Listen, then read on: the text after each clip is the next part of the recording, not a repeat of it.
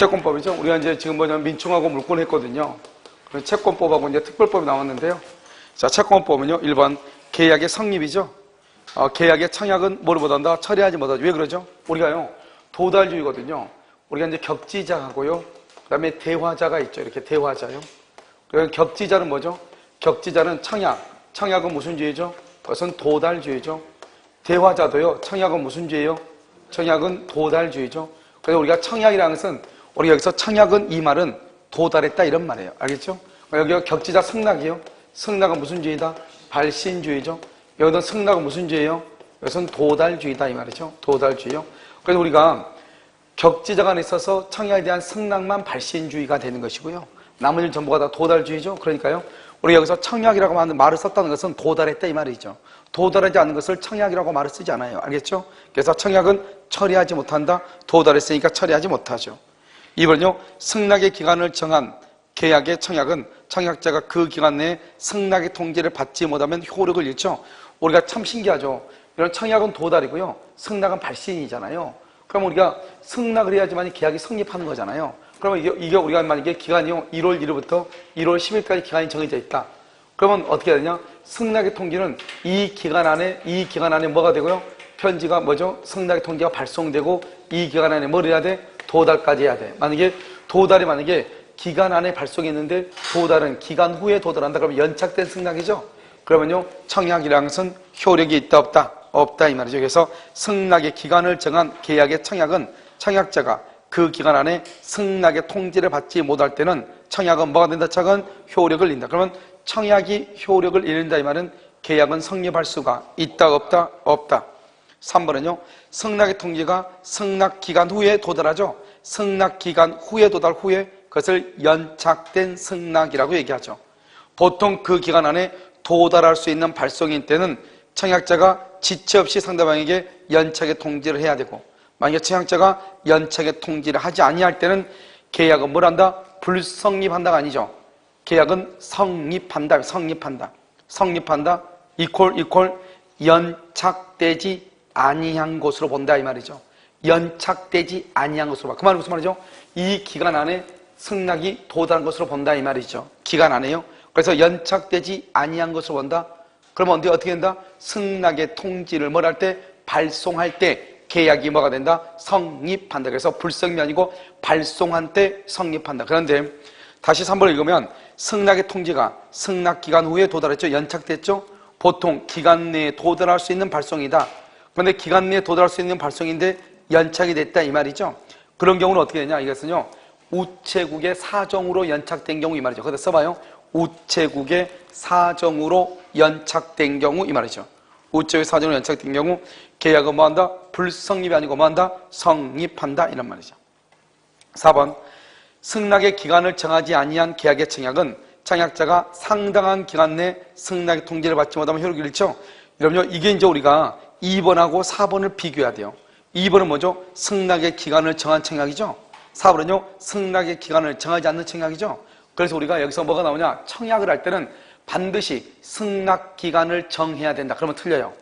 반드시 승낙 기간을 정하는 것이 아니고 정할 수도 있고 정하지 아니할 수도 있다. 이 말이 중요해요. 알겠죠? 그 다음에 아무튼 승낙 기간을 정하든 정하지 않든 승낙 기간을 정한 경우는 그 기간 안에 도달해야 되고요. 승낙 기간을 정하지 않는 경우는 상당한 기간 안에 도달해야 되는데 만약에 연착이 됐다. 그러면 계약은 성립하지 않죠. 왜요? 청약이 효력을 잃게 되니까요. 5번은요, 연착된 승낙은 청약자가 이를 새로운 뭐로 볼 수 있다? 청약으로 볼 수 있다. 이것을 뭐란다? 무효행위 전환이라고 얘기하죠. 연착된 승낙을 뭐란다? 불요식 행위죠. 불요식. 새 청약이죠. 청약도 불요식이죠. 그래서 불요식 행위가 불요식 행위로 뭐가 된다? 전환된다. 이렇게 얘기하죠. 그래서 1번의 정답 몇 번이에요? 3번이요. 2번은요, 격지자 간의 청약은 승낙의 통지를 뭘 할 때? 발송, 승낙이죠. 승낙할 때 낙자 동그라미 해봐. 승낙 통지를 발송 줄 것이고, 발송할 때 성립한다. 성자 줄 거 봐. 그것을 낙성계약이라고 얘기하는 거예요. 그럼 낙성계약과 비교된 게 무슨 계약이 있죠? 낙생계약 비교된 게 무슨 계약이 있어? 그것을 요물계약 있죠. 요물계약. 그럼 요물계약은 뭐가 있어요? 요물계약은 현대계보가 있죠. 현대계보 이렇게요. 현상광고, 대물변제, 계약금 계약, 보증금 계약, 현대계보 이것을 요물계약이다 이렇게. 2번은요. 청약자의 의사표시나 관습에 의하여 승낙의 통지가 필요하지 아니한 경우 줄고요. 승낙의 통지가 필요하지 아니한 경우 이 말은 우리는 원칙적으로 승낙이라고 하는 의사를 표시해야 되지만 승낙이라고 하는 의사표시가 없어도 계약이 성립하는 경우가 있다 이 말이죠. 그러면 계약은 승낙의 의사표시로 인정되는 뭐가 있을 때? 사실이 있는 때, 사실을 안 때가 아니고 그러한 사실만 때, 사실이 있는 때 성립해, 있는 때. 이것을 우리는 뭐라고 표현한다? 예를 들어서 책이 이렇게 학원에서 책이 나왔단 말이죠. 그러면 내가 책을 산다 안 산다 말을 해야 되잖아요. 그러면 아무 말 없이 책에다가 자기 이름을 썼다 이 말이죠. 그러면 나는 그 책을 사겠다는 것이다, 사지 않겠다는 것이다, 사겠다는 것이죠. 그래서 그러한 사실만 때, 있는 때 그래야지 안 때 그러면 안 되죠. 그래서 2번이 옳지 않죠. 3번은요. 당사자 간에 동일한 내용의 청약 줄고 동일한 내용 상호 교차 줄고요. 그것을 박스죠. 상호 교차 청약이죠. 양청약 줄 것이고 도달한 때 양청약이 도달해야 돼. 그럼 만약에 하나는 청약이 2월 1일 날 도달하고 하나는 3월 1일 날 도달했다. 그러면 언제 계약이 성립한다? 3월 1일 날. 그 다음에 또 한 가지요. 동일한 내용의 청약이라고 그랬죠. 가분들한테 100만 원의 청약을 했는데요. 어른갑한테 50만 원의 청약을 했어. 그러면 양청약이 동일하다, 동일하지 않다? 동일하지 않죠? 계약이 성립한다, 안 한다? 안 해. 그래서 반드시 동일해야 돼. 그 다음에 양청약이 도달해야 돼. 도달해야 되니까 빨리 도달할 때, 늦게 도달할 때, 늦게 도달할 때 계약이 성립한다. 4번은요. 승낙자가 청약에 대해서 조건을 붙이거나 조건 줄 것이고 변경을 가한다. 변경, 조건이나 변경을 가한 것을 뭐라 한다? 청약의 거절과 동시에 물어본다. 새로운 청약. 조건이나 변경을 가하죠. 새로운 청약한 것을 본다. 새로 청약을 본다 줄 것이고 본다 줄 것이고 그 옆줄 묶었어. 이에 상대방이 승낙하면 계약 성립. 이에 상대방이 승낙하면 계약이 성립을 해. 그러니까 만약에 1억 원에 살래 그랬더니 1,000만 원만 깎아주면 내가 살게 이렇게 했단 말이야. 이걸 조건이나 변경강 승낙이죠. 그러면 1억 원의 청약에 대해서 청약을 거절하고 9천만 원에 새로 청약한 것이잖아요. 이때 상대방이요 9천만 원에 대해서 뭘 하게 되면 동의를 하게 되면 매매계약은 얼마에 성립한다? 9천만 원에 성립한다 이런 말이죠. 그 다음에 여러분 5번은요. 5번은 청약이라고 하는 것은 뭐다? 청약은 구체적이고 뭐가 된다? 확정적 의사표시죠. 청약은 또 써 그 밑에다가요. 청약은 불특정 다수인에게 할 수 있다. 청약은 구체적이고 확정적이고 그 다음에 청약은 불특정 다수인에게 할 수 있어요. 불특정 다수인에게 할 수 있다. 옆줄 긋고요. 그 다음에 승낙은 특정의 청약자에게만 할 수 있다. 승낙은요 특정의 청약자에게만 할 수 있다. 그래서 특정의 청약자에게만 할 수 있다 이렇게. 특정의 청약자에게만 할 수 있다 이렇게. 자, 그 다음에 3번은요 다음은 민법에 관한 규정이다 틀린 거. 그래서 2번의 정답 몇 번이죠? 2번이요. 3번은요 1번 쌍무계약의 당사자 일방은 상대방이 채무이행을 제공할 때까지 줄고요. 채무이행을 제공할 때까지 자기 채무이행을 거절 이것을 우리 본다 항변권이다. 왜 항변권? 그래서 우리가 쌍무계약에만 있는 것이 두 가지가 있다고 그랬죠. 하나는 뭐다? 동시이행 항변권. 하나는 뭐다? 위험 부담 이렇게. 2번은요 당사자 일방이 상대방에게 먼저 이행하여야 할 경우 이렇게 돼 있어요. 먼저 이행하여야 선이행이죠. 상대방의 이행이 줄고요. 상대방의 이행이 곤란할 현저한 사유 거기요. 상대방의 이행이 곤란한 현저한 사유 이퀄 신용불안. 신용이 불안하다 이 말이죠. 신용불안. 그 다음에 재산 상태의 악화. 재산 상태가 악화가 된다 이 말이죠. 다시 한번 읽으면 당사자 일방이 상대방에게 먼저 이행하여야 할 경우 즉 중도금을 지급해야 된다 이 말이죠. 그런데 매도인이 뭐냐? 매도인이 지금 곧 파산 선고를 받을 것 같아. 파산 선고. 신용 불안이다 이 말이죠. 이럴 때 내가 아무리 중도금이나 잔금을 준다 할지라도 등기를 받아올 가능성이 있어요 없어요? 없죠. 그래서 이럴 때는 어떻게 한다? 자기 채무 이행을 뭐 할 수 있다? 거절할 수 있다. 이것을 뭐한다? 불안의 항변권이다 이렇게 얘기해. 불안의 항변권이다 이렇게. 이것을 뭐냐? 상대방의 이행이 곤란할 현저한 사유가 있을 때, 상대방의 이행이 곤란할 현저한 사유가 있을 때 이런 말이죠. 자, 3번은요. 쌍무계약의 당사자 일방의 채무가 이렇게 돼 있어요. 쌍무계약의 당사자 일방의 채무가 당사자 쌍방의 책임 없는 사유 줄고 쌍방의 책임 없는 사유 바로 옆에 이행할 수 없게 된 때 그것을 뭐란다? 이행불능이라고 얘기해요. 이것을 우리 뭐란다? 그러면 쌍방이 잘못이 없다 이 말은 채권자가 잘못이 있다 없다? 없다. 그러니까 채무자는요 채권자한테 이행을 청구할 수가 있다 없다? 없다. 그래서 채무자는 상대방의 이행을 마저 못한다? 청구하지 못한다. 이꼴 이때 이행을 뭐죠? 이때 이행은 대금이죠. 대금. 대금을 청구하지 못한다 이 말이죠. 이것을 다른 말로 뭐라 한다? 대가의 위험이라고 얘기해. 대가의 위험, 대가의 위험 이렇게. 이것을 채무자 위험 부담주의죠. 쌍방이 잘못이 없다는 것은 채권자가 잘못이 있다 없다? 없다 이런 말이잖아요. 5번은요. 채권자의 수령지체 중 딱 거기만요. 지금 채권자 수령지체란 말은 일단 채권자의 잘못이 있죠. 수령지체 중 쌍방의 책임 없는 사유 줄고요. 쌍방의 책임 없는 사유 이것을 뭐다? 천재지변이죠. 그래서요. 채권자 수령지체 중에 쌍방의 책임 없는 사유로 이행할 수 없죠. 그러면 일단 누가 잘못했다? 채권자가 잘못했죠. 그래서 채무자는 채권자에게 뭘 할 수 있다? 이행을 청구할 수 있다. 그러면 채무자가 채권자한테 이행을 청구한다 이 말은 지금 누가 잘못했다는 거예요? 채권자가 잘못했다 이 말이죠.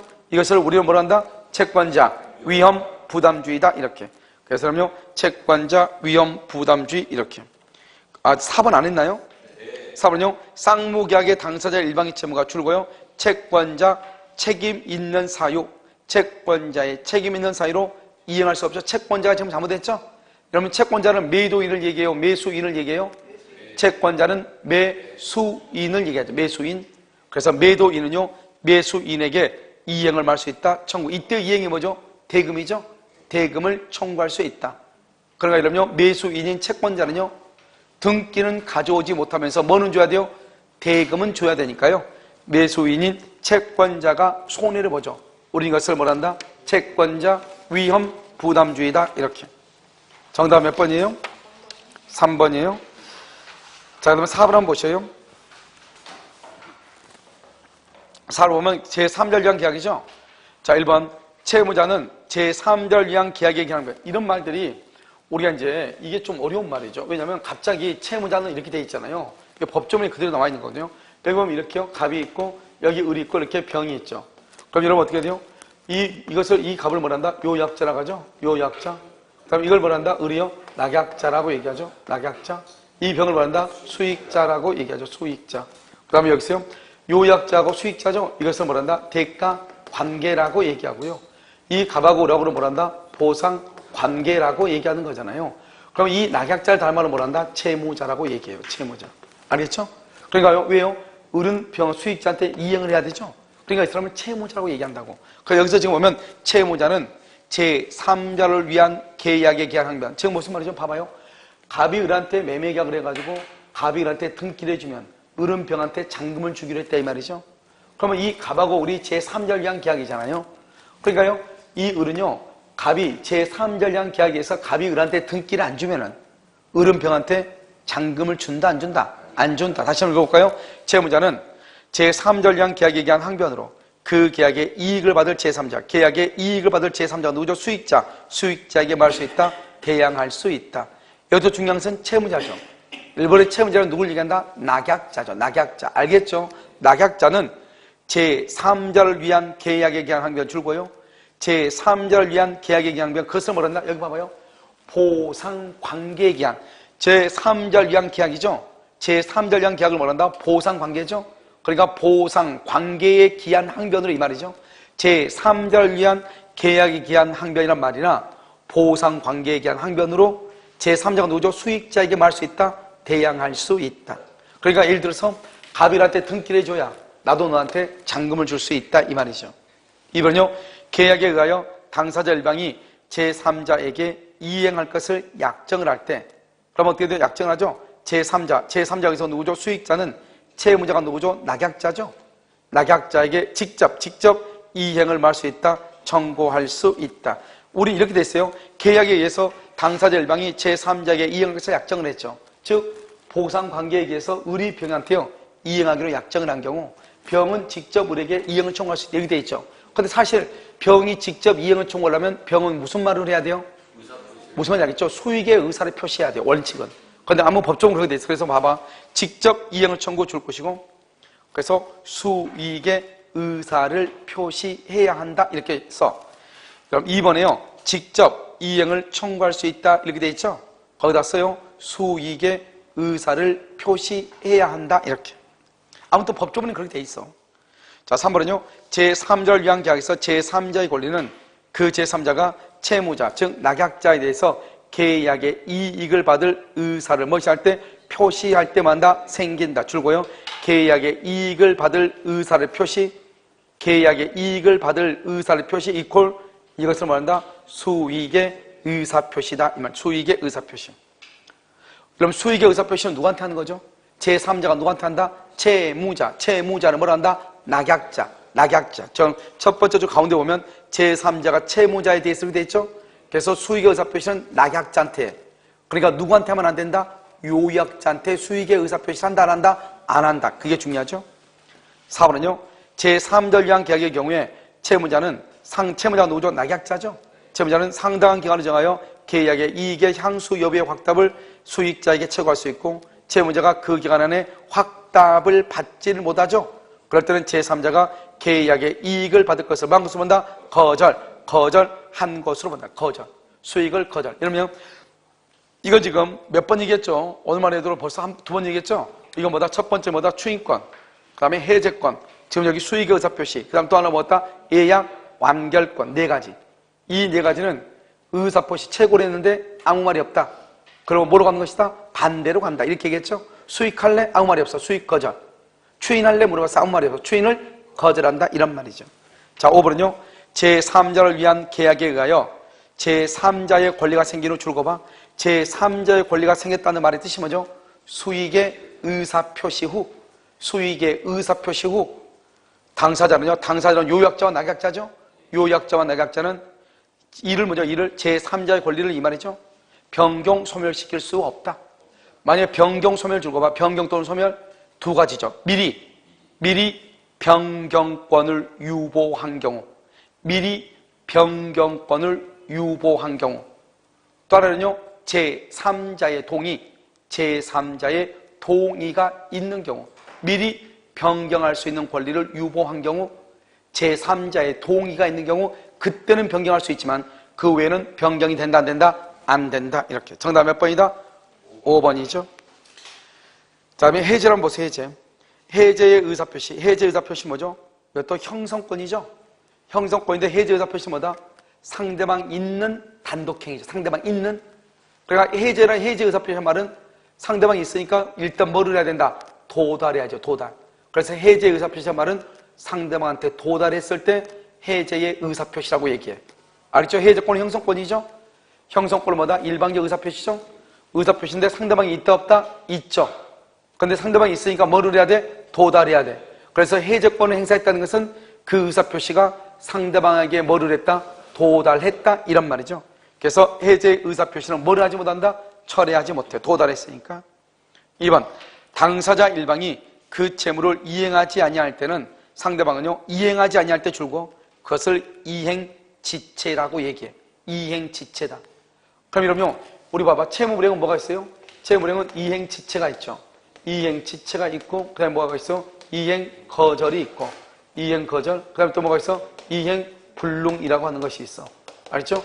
이행불능은 완전히 건물이 멸실되고 없다 이 말이고 그 다음에 여기 이행거절이라는 것은 뭐지? 이행거절.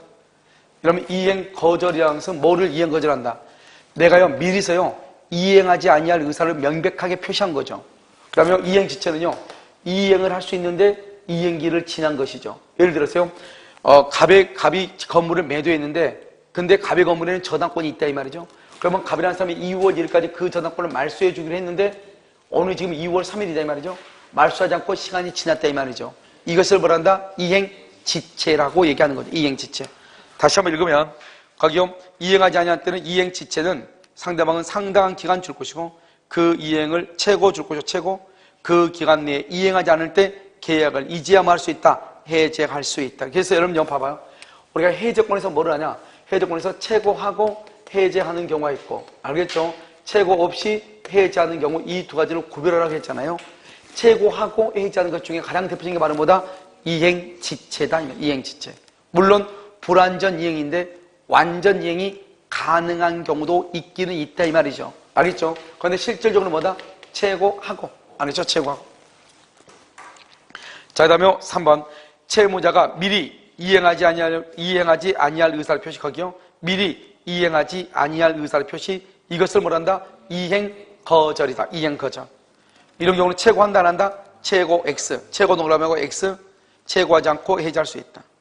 4번은요. 계약의 성질이나 또는 당사자의 의사표시. 이 말만 딱 여기까지만 딱 알면 일단 뭐라고 그랬어요 이 말이?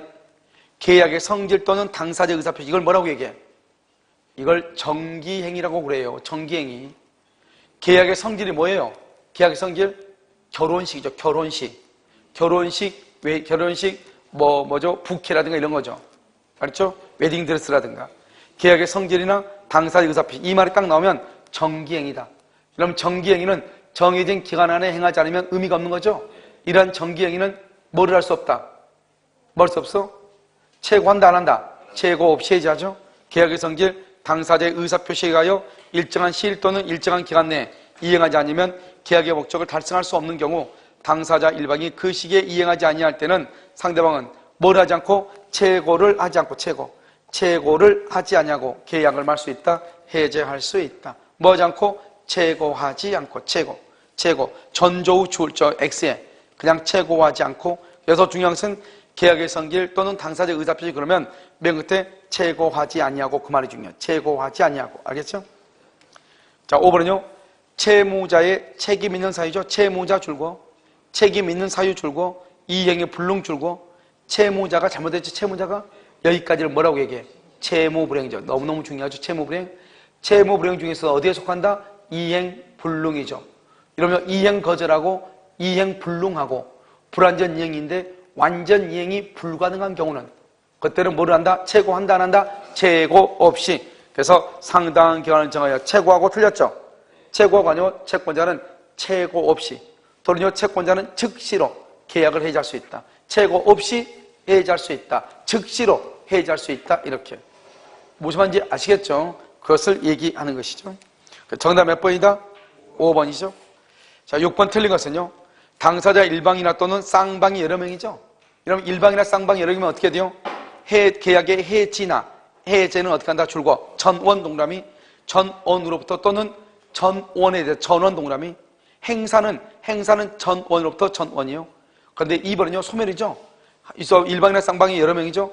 해제나 해제의 권리가 당사자 줄고 1인에 대해서 소멸. 한 사람이 소멸하죠. 그러면요 다른 당사자에 대해서도 소멸을 해. 여러분 왜 그럴까요? 여기 한번 봐봐요. 여기 지금 이렇게 여기 가불병 세 사람이 이것을 공유하고 있단 말이죠. 공유하고 있어요. 이렇게요. 그러면 가불병이 A한테 해지나 해제를 한단 말이죠. 그러면 전원이 해야 된다 이렇게 얘기했잖아요. 그런데 전원이 하려고 했더니 안 된단 말이에요. 그래서 한 사람의 해제권이 없어져. 원래는 전원이 해제를 해야 되는데 한 사람의 해제권이 포기해. 한 사람. 그러면 한 사람의 해제권이 없어지죠. 그럼 어떻게 돼요? 나머지 두 사람의 해제권도 뭐가 된다? 없어진다 이 말이죠. 왜요? 전원이 해제를 해야 해제가 되는데 한 사람의 해제권이 없어지면 아무리 합해도 전원이 될 수가 있다 없다? 없단 말이에요. 그래서 1인의 해제권이 소멸하면 모두의 해제권이 소멸하는 것이에요. 무슨 말인지 알겠죠? 자, 3번은요. 당사자 일방이 계약을 뭐 할 때? 해제한 때는 각 당사자는 상대방에 대하여 원상회복의 의무가 있다. 알겠죠? 그래서 해제 줄 것이고 해제.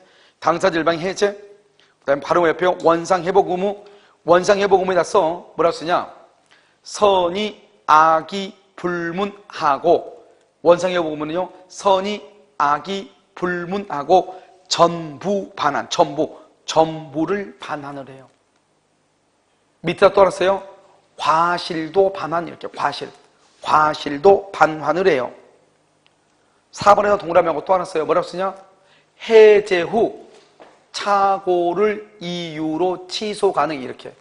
해제 후 착오를 이유로 취소할 수 있다 이 말이죠. 그래서 착오를 이유로 취소 가능 이렇게. 그런데 여기서 또 중요한 게 뭐죠? 4번이죠. 해제로 인한 원상회복 의무의 경우에 반환할 금전에는 언제부터요? 줄고 그 다음 날부터 이자를 가하여야 거기 줄고 그 다음 날이 틀렸어요. 다음 날이 언제부터? 받은 날. 그럼 그것이요? 금전에는 그 받은 날부터 받은 날부터지 그 다음 날이 아니에요. 받은 날부터 알겠죠? 이자를 가산한다 이 말이죠. 그런데 여러분요 3번 한번 봐봐. 3전요. 그러나 제3자의 권리를 해하지 못한다. 거기 있나요? 거기 줄거봐. 제3자의 권리를 해하지 못한다. 거기다 써. 합의 해제의 경우에도 적용. 합의 해제의 경우에도 적용돼. 제3자의 권리를 해하지 못한다. 이 말은 합의 해제의 경우도 적용이에요. 그런데 여러분 4번에다 동그라미하고 4번에다는요. 써. 합의 해제에는 적용 X. 합의 해제는 4번. 받은 날부터 이자를 가산하죠. 이것이 합의 해제에는 적용되지가 않아요. 합의 해제. 알죠? 적용되지 않는다. 자, 그 다음에 5번은요. 그럼 5번이라고 되어 있어요. 5번은 뭐냐? 해제로 인한 원상 회복 의무와 손해배상 청구는 무슨 관계다? 동시행이죠. 여러분 원래 법조문에만 나왔다. 해제로 인한 원상 회복 의무는 손해배상이 되어 있어. 근데 여기 지금 뭐까지 되어 있죠? 손해배상까지 되어 있죠. 줄고 손해배상. 판례가 인정. 판례. 손해배상은 판례가 인정을 해요. 원래 법조문에는 해제로 인한 원상회복 의무는 동시행이다. 이런 거 혹시 기억나요? 다음 원상회복 의무가 되는 거에서 무효취소해제 기억나? 무효취소해제. 무효취소해제로 인한 반환 의무는 무슨 관계다? 동시이행이죠. 이게 바로 그거란 말이죠. 해제로 인한 원상회복 의무는 동시행이다. 그런데 원상회복 의무만 동시행이 아니고 판례가 뭐라고 얘기한다? 판례가 뭐라고 얘기해? 손해배상까지도 동시행 관계에 있다 이 말이죠. 알겠죠? 자, 그래서 6번의 정답 몇 번이죠? 4번이요. 4번. 자, 7번 한번 보셔요. 7번 해제와 해지라고 되어 있죠? 1번 당사자 일방이 계약을 해지 동그라미 해지. 해지는 소급하여 장래를 향해서요. 그러면 소급하여 그러면 해제예요. 여기요 계약은 장래를 향하여 그래요. 장래를 향하여. 소급하여 그러면 안 돼. 소급하여 그러면 뭐냐? 그것은 해제가 돼.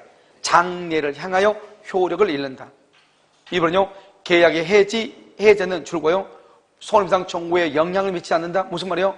계약을 해제하고도 뭐를 청구할 수 있다? 손해배상을 청구할 수 있다 이 말이죠. 맨 끝에 옆줄 긋고 써요. 그 맨 끝에 뭐라고 쓰냐? 합의 해제, 약정 해제에는 적용 X. 합의 해제하고 약정 해제를 할 때는 손해배상 청구라고 하는 것이 없어요. 그래서 합의 해제, 약정 해제는 적용한다 안 한다? 적용 X 이 말이고요. 자, 3번은요.